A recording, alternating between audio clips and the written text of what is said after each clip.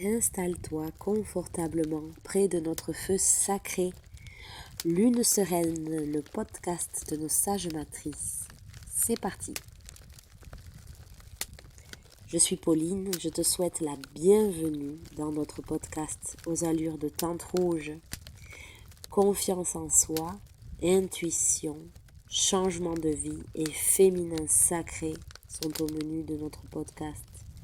Sur fond de mes expériences de vie dans la vallée de Calamuchita au fin fond de l'Argentine.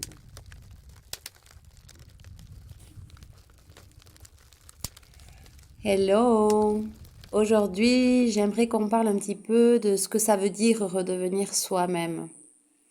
C'est à la fois un concept qui est assez utilisé, courant, que l'on voit partout, et qui en même temps, dans le concret, dans les faits, dans l'action, c'est tellement difficile de revenir vers soi-même. Et donc ça implique qu'on s'est éloigné, et pourquoi on s'est éloigné de nous-mêmes, et pourquoi on aurait tout intérêt à redevenir nous-mêmes, à revenir vers nous-mêmes.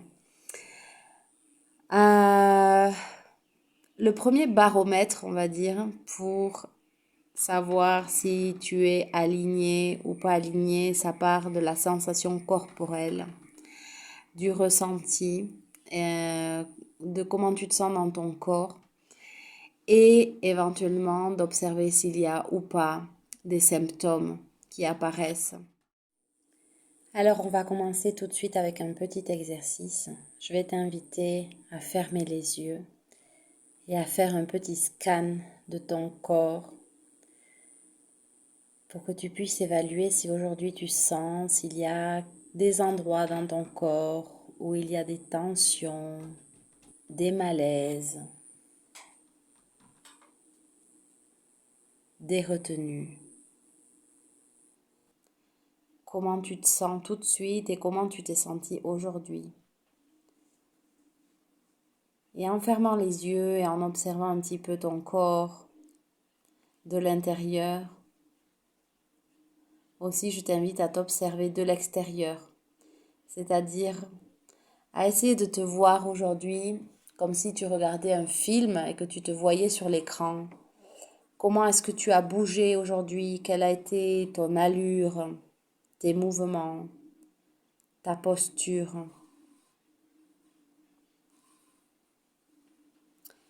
Est-ce que tu étais en conscience aujourd'hui avec toi-même et avec ton corps? Comment est-ce que tu as parlé de toi? Quelles expressions tu utilises pour parler de toi et de ce que tu fais? Et comment tu t'es senti aujourd'hui? Et comment tu te sens maintenant? Est-ce qu'il y a eu aujourd'hui des moments où tu as freiné, où tu t'es arrêté pour faire un petit point sur comment tu te sentais? Si tu as des symptômes physiques, où est-ce qu'ils t'affectent? Dans quelle partie de ton corps tu es touché? Qu'est-ce que ce symptôme te provoque? Et souvent, quand il y a des personnes qui viennent prendre rendez-vous avec moi et qui amènent dans la séance un symptôme pour parler de ce symptôme, je leur demande toujours à quoi ce symptôme te sert-il? Si tu as un symptôme aujourd'hui, à quoi il te sert? À quoi il te sert? C'est une question qu'on ne te pose sûrement jamais. Si tu veux, tu peux revenir progressivement, ouvrir les yeux. Et je continue avec cette idée du symptôme. À quoi il sert le symptôme? Par exemple, est-ce que ton symptôme te sert à ce que d'autres personnes s'occupent de toi? Est-ce que le symptôme te sert à t'isoler des autres personnes? à éviter des échéances qui te font peur. Un symptôme, ça peut servir à plein de choses en fait. Et souvent, on s'en plaint, mais en même temps, il revient parce qu'il nous sert toujours à quelque chose. Et dans tous les cas, les symptômes aussi nous servent à résoudre, à, à rétablir, disons, un équilibre qui dans le corps n'est pas présent. Donc, si tu as un symptôme, à quoi il te sert, ce symptôme? C'est une question pour méditer. Pas mal, je trouve. Donc, tu as fait un petit scan de ton corps, tu as fait un petit scan de toi-même, tu as un petit peu observé comment aujourd'hui tu t'es présenté à ton monde, tu as un petit peu observé quelle énergie tu as incarnée aujourd'hui. Et ma question, c'est est-ce que c'est ça vraiment, être toi-même? Est-ce que c'est ça, être toi-même? Si oui, si tu penses que tu es vraiment aligné avec ton désir, que tu es en joie, que tu es en bonne santé, que tu es pleine d'énergie, je te dis bravo et je te félicite et je te dis c'est génial, c'est super. Et si c'est pas le cas, alors qu'est-ce que tu aimerais changer dans ce ressenti corporel? Est-ce qu'il y a des mots MAUX que tu aimerais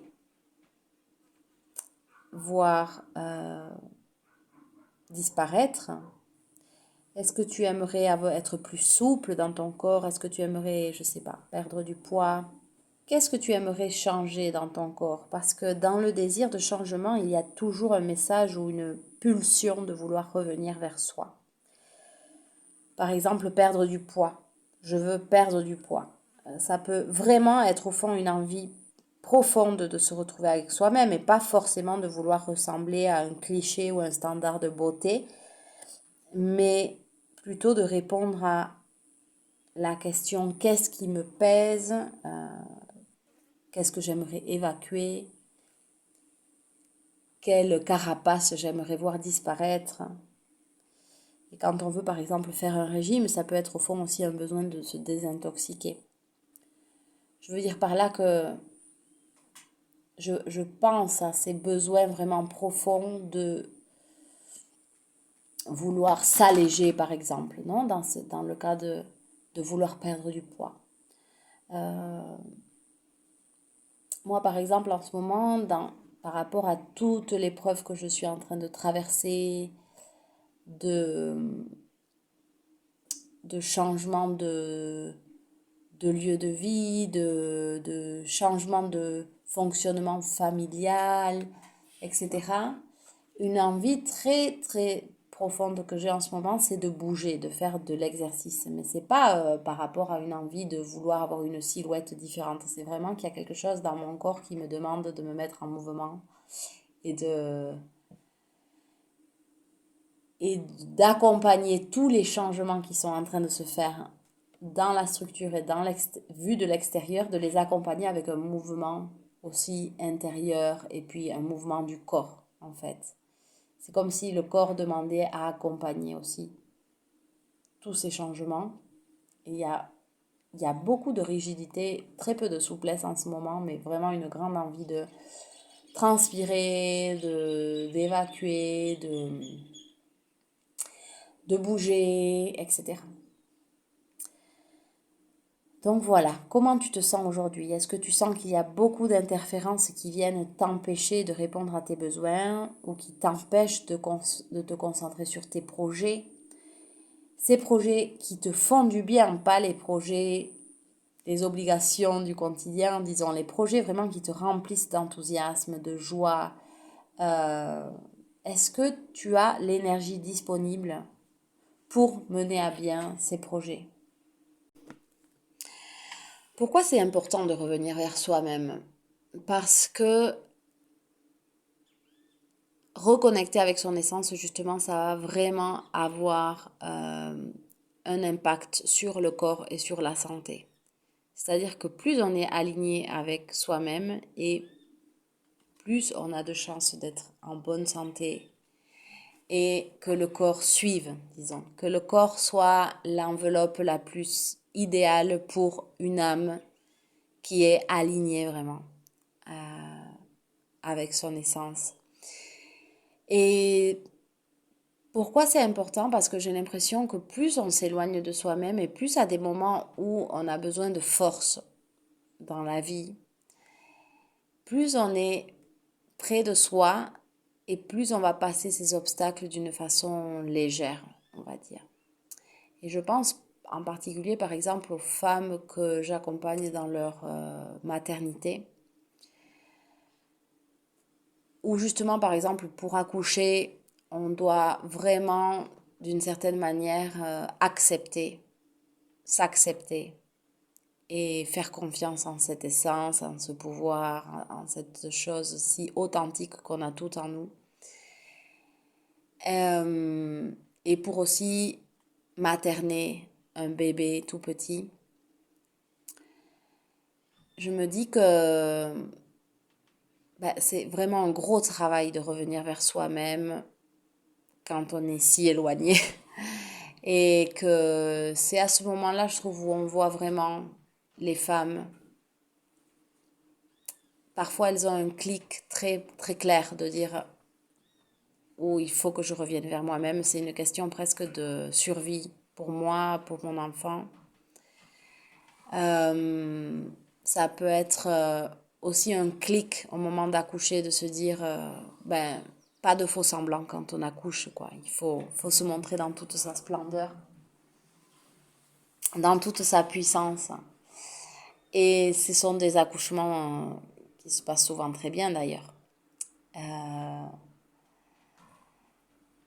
Et je pense aussi que revenir vers soi, c'est pas forcément au moment de la maternité, ça peut être à plusieurs moments dans la vie, mais c'est, je trouve, fortement conseillé,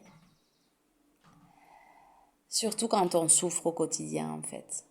Quand dans le quotidien, on rame, on est tout le temps en train de s'engueuler avec son entourage, on bataille, on n'aime pas là où on habite, on n'aime pas ce qu'on fait, on n'est pas satisfaite. C'est là où je pense que c'est vraiment une urgence de revenir vers soi-même et de faire cette espèce de grand saut parfois dans le vide pour recommencer à zéro et repartir sur des bonnes bases. Et au-delà de ça, de toute façon, on est toutes dans un système où tout est fait pour qu'on soit éloigné de nous-mêmes.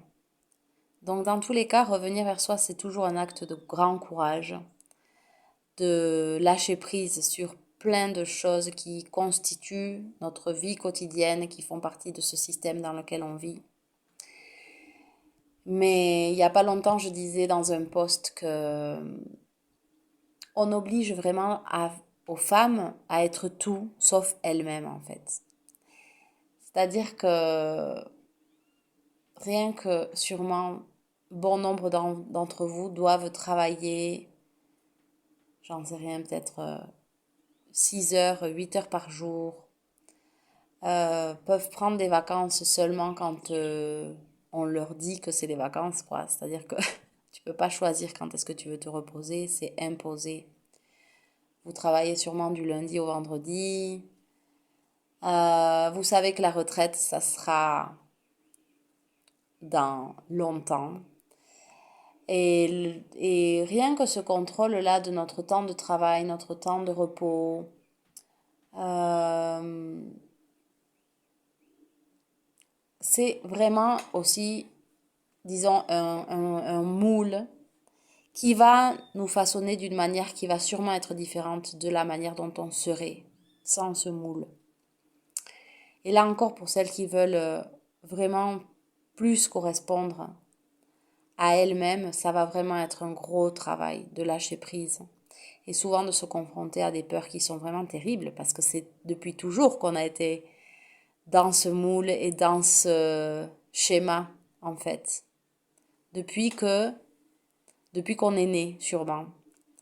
Depuis qu'on est né, qu'on a été séparés de nos mamans parce qu'on a dû aller en crèche ou avec une nounou ou parce qu'on n'a pas été allaité ou peut-être aussi parce qu'on a été à l'école très tôt, dans des rythmes déjà préétablis, où on a dû s'adapter.